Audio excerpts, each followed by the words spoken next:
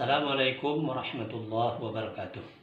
Alhamdulillah, mari sama-sama kita memanjatkan puji syukur kepada Allah Subhanahu wa taala yang sampai saat ini masih memberikan kesehatan, kekuatan dan keimanan kepada kita semua. Selanjutnya salat bering salam kita sampaikan ke hariban junjungan kita Rasulullah Muhammad sallallahu alaihi wasallam yang kelak syafaatnya akan kita harapkan di yaumil akhir. Amin ya rabbal alamin. Anak-anak Ustaz semua apa kabar? Tentu kita semua dalam keadaan sehat walafiat. Tapi jangan lupa protokol kesehatan yang dianjurkan pemerintah, memakai masker kalau keluar rumah, menjaga jarak dan mencuci tangan dengan sabun. Baiklah anak-anak Ustaz semua, adapun materi pembelajaran kita kali ini yaitu membicarakan tentang masalah sholat fardu. Mari kita simak video pembelajaran yang berikut ini. Assalamualaikum warahmatullahi wabarakatuh. Bismillah, alhamdulillah, salatu wassalamu ala rasulillah Muhammad ibn Abdullah wa ala alihi wa sahbihi wa mawalah, amma ba'du. Pada video kali ini kita akan membahas tentang ketentuan sholat fardu. Kita awali dengan pengertian sholat. Secara bahasa, sholat itu berasal dari bahasa Arab as-sholatu yang bermakna ad-du'a'u atau doa. Sementara secara istilah, sholat adalah ibadah yang terdiri atas perkataan-perkataan dan perbuatan-perbuatan yang dimulai dengan takbir dan diakhiri dengan salam dengan syarat-syarat tertentu. Kemudian berikutnya hukum daripada sholat fardu ini. Hukum sholat fardu adalah fardu ain, yaitu kewajiban individu atau wajib dilaksanakan oleh setiap orang Islam yang sudah memenuhi syarat wajib. Artinya fardu ain ini tidak bisa diwakilkan kepada orang lain, akan tetapi wajib untuk dikerjakan sendiri. Adapun dalilnya tentang sholat ini begitu banyak dalil perintah sholat di dalam Al-Quran. Di sini kami kutipkan satu saja, yaitu di dalam Quran surah Al-Baqarah ayat 222. A'udzubillahi minasyaitonirrajim. Wa aqimis sholata inna sholata tanha 'anil fahsya'i wal munkar. Kerjakanlah sholat, sesungguhnya sholat itu mencegah perbuatan yang keji dan mungkar. Kemudian Rasulullah sallallahu alaihi wasallam bersabda, "Awwalu ma yuhasabu 'alaihi al-'abdu yaumal qiyamati as-shalah. Fa in saluhat saluha sa'iru 'amalihi wa in fasadat fasada sa'iru 'amalihi." Yang artinya, amal yang pertama kali akan dihisab bagi seorang hamba pada hari kiamat adalah sholat. Maka jika sholatnya baik, maka akan baiklah semua amalnya yang lain. Dan jika sholatnya rusak, maka akan dinilai rusak pula amal-amalnya yang lain. Hadis riwayat Imam At-Tabrani. Berikutnya adalah syarat wajib sholat. Syarat wajib ini maksudnya adalah syarat-syarat yang jika terpenuhi pada diri seseorang, maka seseorang itu menjadi wajib hukumnya untuk melaksanakan sholat. Yang pertama adalah Islam. Artinya hanya orang yang beragama Islam saja yang diwajibkan untuk melaksanakan sholat. Kemudian yang kedua, berakal sehat. Maksudnya adalah akalnya normal, tidak kurang, tidak ada masalah dengan akalnya atau jiwanya seperti misalnya gila atau idiot dan lain sebagainya. Kemudian yang ketiga, baligh. Baligh ini maksudnya sampai, atau dia sudah sampai pada masa dewasa di mana dia sudah mempertanggungjawabkan semua tindakannya atau mukallaf. Adapun ciri-ciri orang baligh ini ada 3. Yang pertama, sempurnanya umur 15 tahun, baik bagi laki-laki maupun perempuan. Kemudian yang kedua, keluarnya air mani bagi laki-laki, dan yang ketiga, keluar darah haid bagi perempuan. Jadi meskipun belum berumur 15 tahun bagi laki-laki, kalau sudah keluar air mani maka dia sudah dianggap baligh. Begitu juga bagi perempuan, kalau sudah keluar darah haid walaupun belum berumur 15 tahun atau 9 tahun ke atas, belum sampai 15 tahun tapi sudah keluar darah haid, maka sudah dianggap baligh. Kemudian yang keempat, telah sampai dakwah Islam kepadanya.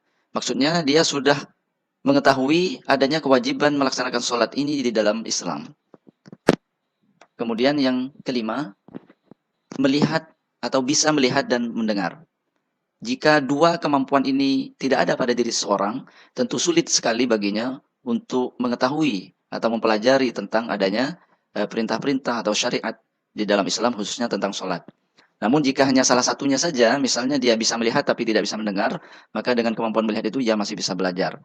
Begitu juga jika dia hanya bisa mendengar tapi tidak bisa melihat, ia juga masih bisa belajar dengan pendengarannya, maka wajib baginya untuk melaksanakan sholat. Dan yang keenam, suci dari haid dan nifas. Ini khusus bagi perempuan. Karena bagi seorang perempuan yang mengalami haid atau nifas, maka tidak ada kewajiban baginya untuk melaksanakan sholat. Dan yang terakhir, dalam kondisi terjaga. Artinya, orang yang wajib sholat hanya ketika dia dalam posisi sadar, posisi terjaga. Dalam keadaan tidur, ia tentu tidak wajib sholat karena ia tidak sadar atau dalam keadaan yang tidak terjaga. Berikutnya adalah syarat sah sholat. Syarat sah ini maksudnya adalah syarat-syarat yang harus dipenuhi agar sholat yang dilakukan itu menjadi sah.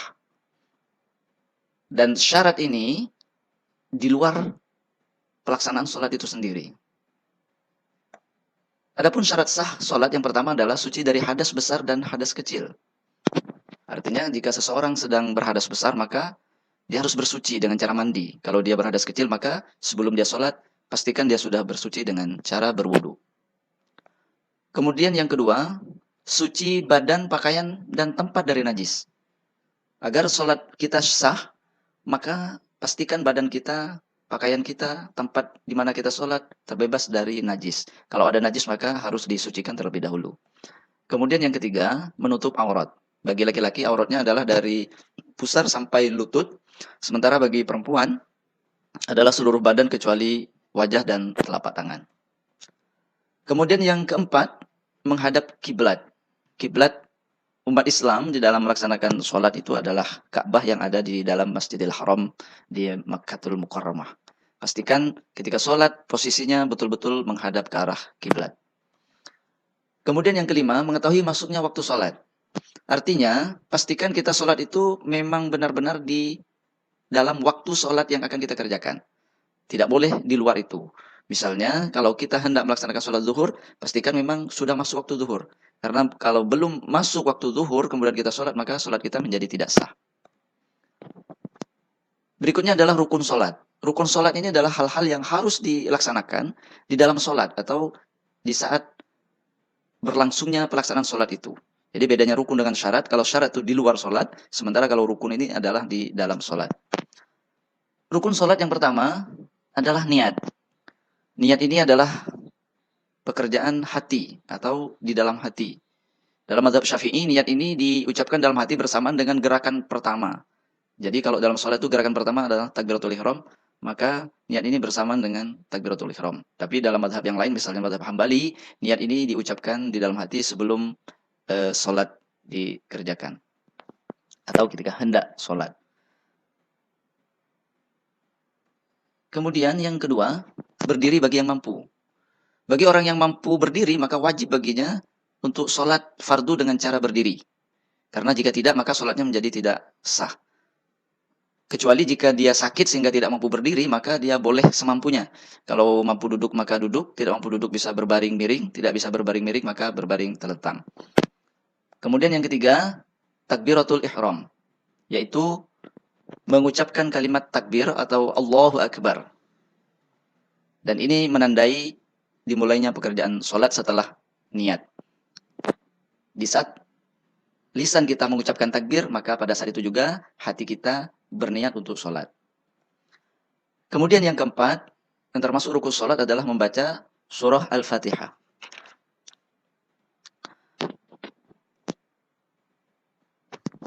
Kemudian yang kelima, yaitu ruku dengan tumakninah. Ruku ini maksudnya adalah membungkukkan badan atau meletakkan kedua telapak tangan ke lutut, disertai membungkukkan badan yang membentuk sudut kurang lebih 90 derajat. Dan harus tumakninah. Tumakninah ini adalah diam sebentar atau tenang sejenak. Tenang ini maksudnya tubuh kita, anggota tubuh kita dalam posisi yang diam, tidak ada gerakan. Menurut para ulama, minimal lamanya dari tumakninah ini adalah sepanjang bacaan tasbih atau subhanallah. Jika ruku tidak disertai tumakninah, maka rukun sholatnya menjadi cacat, sehingga bisa membatalkan sholat. Kemudian yang keenam, i'tidal dengan tumakninah. I'tidal ini adalah gerakan kembali tegak seperti semula, sebagaimana ketika kita berdiri membaca surah Al-Fatihah. Kemudian yang ketujuh, sujud 2 kali dengan tumakninah. Sujud maksudnya adalah meletakkan 7 anggota badan ke tanah atau ke lantai, yaitu dahi dengan hidung, kemudian telapak tangan kanan, telapak tangan kiri, lutut kanan, lutut kiri, dan jari kaki kanan dan jari kaki kiri.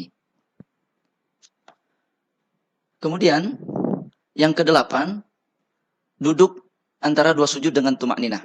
Setelah sujud, sebelum melakukan sujud yang kedua, kita harus duduk, yaitu cara duduknya adalah duduk iftirosh, yaitu dengan telapak kaki kanan berdiri, sementara telapak kaki kiri kita dudukin. Itu namanya duduk iftirosh. Dan itulah cara duduk saat duduk di antara 2 sujud. Dan harus disertai dengan tumakninah. Kemudian yang ke-9, duduk tasyahud akhir. Duduk tasyahud akhir ini adalah duduk yang terakhir di dalam sholat. Atau duduk pada rakaat terakhir setelah sujud yang terakhir. Cara duduknya yaitu duduk tawaruk. Maksudnya duduk dengan posisi telapak kaki kanan berdiri, kemudian kaki kiri diselangkan di bawah kaki kanan, kemudian kita duduk ke lantai. Ini namanya duduk tasyahud akhir, dan ini adalah rukun di dalam sholat. Kemudian yang ke-10, yang termasuk rukun sholat berikutnya adalah membaca doa atau bacaan tasyahud akhir, yang biasanya diawali dengan kata at-tahiyyatul mubarakatus sholawatu dan seterusnya. Nanti kita bahas di video tersendiri. Kemudian yang ke-11, membaca sholawat atas Nabi.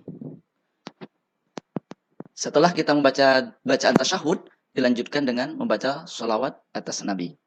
Dan ini merupakan rukun yang ke-11. Dan yang ke-12 adalah mengucapkan salam. Menurut mayoritas ulama, yang merupakan rukun dari mengucapkan salam ini adalah salam yang pertama. Sementara salam yang kedua itu masuk dalam sunnah-sunnah sholat.